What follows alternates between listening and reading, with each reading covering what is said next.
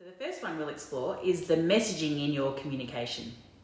This is a really important first step when communicating with parents, especially understanding who your audience is, what message you want the audience to receive and why, then explaining what you want them to do with that information and how to use it to support their child. Communication typically from schools to parents doesn't always provide reasons for the information or how to use it and for what purpose. Schools don't always consider the what's in it for me factor.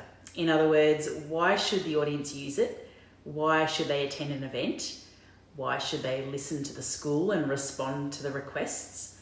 And how are you expecting them to react to the information being given? Much of the messaging adopted by schools to communicate with parents is based on a very traditional mindset that parents should be involved with the school.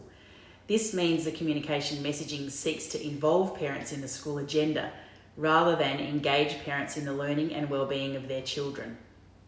This is of course necessary for practical things, usually the standard rules and expectations of the student, what subjects they're expected to choose from, what uniforms they need to wear, school policies and timetables, upcoming events, and so on.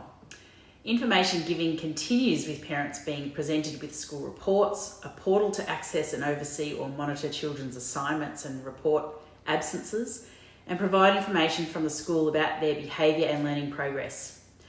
All important information, but much of the messaging is designed to keep parents in a place of only knowing what the school wants them to know or thinks they need to know.